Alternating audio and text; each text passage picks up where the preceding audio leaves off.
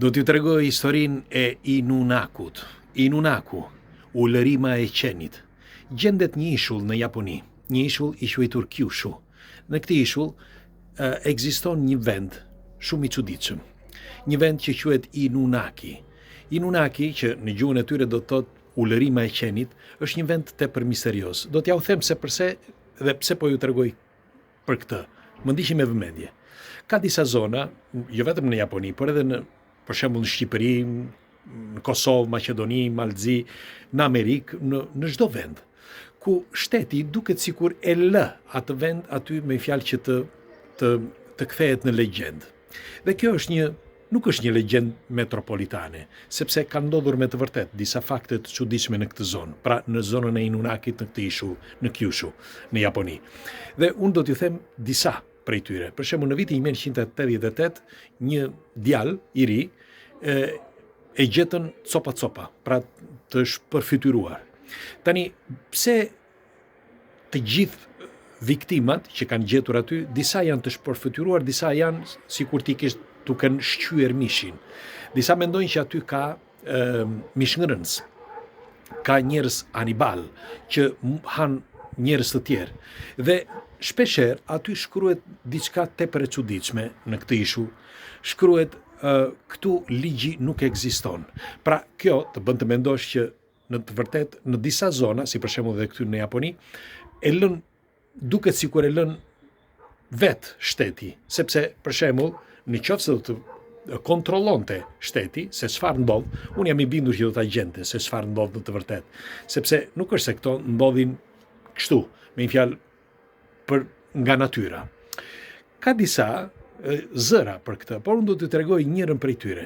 Një që në veçanti më duket ajo më le të themi më e besueshmja. Disa thonë që mund të ketë një serial killer, që ai me kalimin e viteve kush kalon aty, zakonisht në një tunel, sepse tuneli është ai më le të themi më i magjishmi, dhe kap njerëz, disa i ha, disa i shqyen, disa i djeg apo i vret.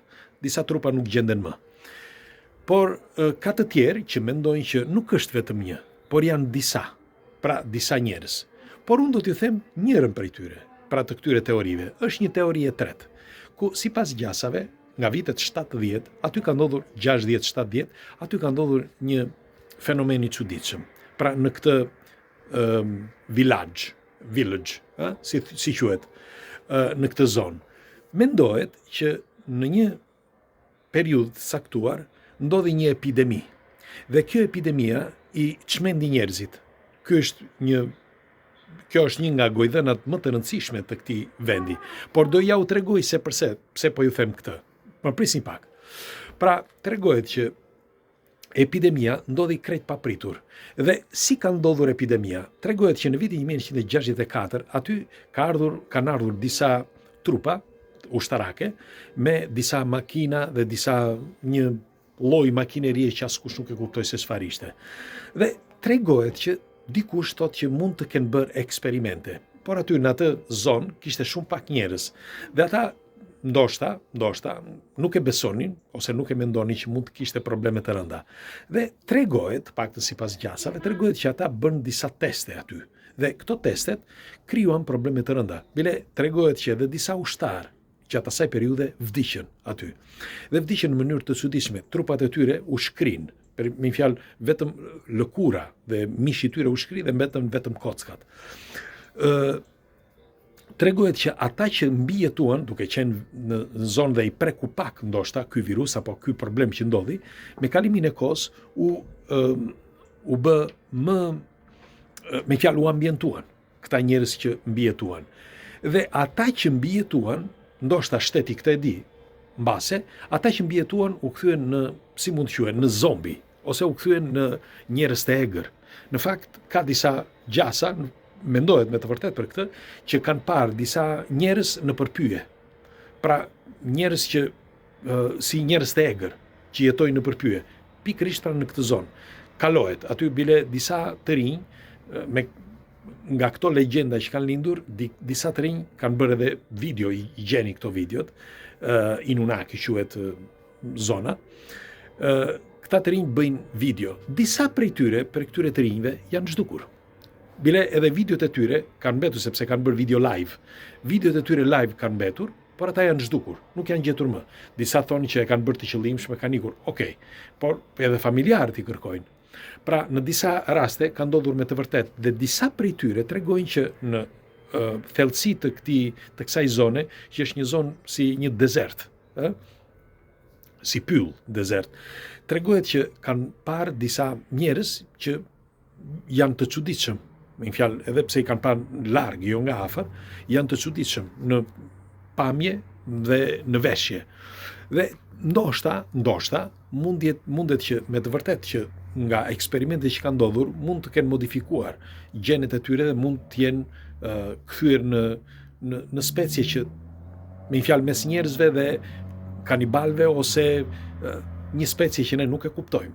Sepse duhet të dini që çdo lloj virusi ose çdo lloj le të themi testi që bëhet mund të krijojë probleme të rënda. Mund të krijojë probleme të rënda saqë ne nuk e dimë. Për shembull, mbaj mend para disa viteve një shkencëtar i kërkoi vajzës së tij, që e kemi bërë këtu në disa emisione, i kërkoi vajzës së tij të bënte një eksperiment, pra e provoi tek vajza e tij. Dhe vajza e tij u shndrua në një kafshë ose në një qenie që të pakuptueshme derisa vdiq.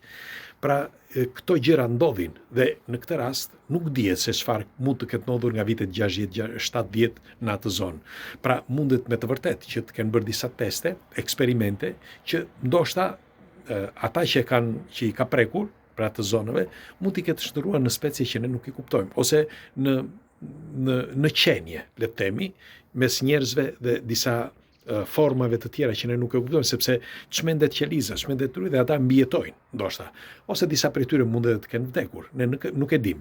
Por doja t'ju thëshja me këtë që eksperimenti janë bërë gjithandej. Dhe pse pikërisht në një vend, në çdo vend në çdo shtet, po flas, të globit, ka disa vende që i lën, duke sikur i lën qëllimisht shteti që të bëhet raprezalje, të bëhen lëvizje, të flitet për atë vend, pra sikur e lën të qëllimshëm që ai vend të bëhet një formë legjende, si mund të themi. Dhe për shembull edhe këtu, në pjesën në Itali, për shembull, në pjesën e jugut, disa zona i lën kështu. Për shembull në Napoli e lën Napolin kështu. Ndose e din shumë mirë, që në Napoli vidhet, në Napoli jetohet me 100 euro, 200 euro në muaj. Dhe sidoqoftë e lën në këtë formë, sepse nuk e di pse. Por doja t'ju pyesë ju çfarë mendimi keni. Po në Shqipëri, Kosovë, Maqedoni, a ka vende të tilla që i lën që të flitet të bëhet si një gojdhën ose si një legjend? Pra, ku janë vendet më të mistershme në këto zona, në Shqipëri, Kosovë, Maqedoni, sipas jush? Dhe aty ku jeni ju, a ka zona të tilla, si për shembull kjo e Inunakëve në ishullin Kyushu në Japoni? Pres komentet tuaja, le ta diskutojmë.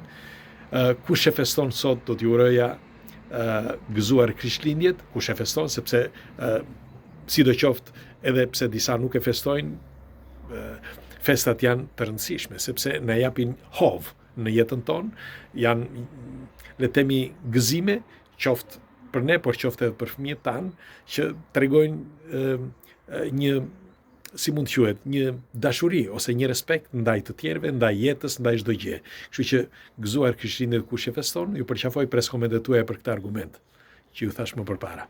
Hajde, kalofshi bukur.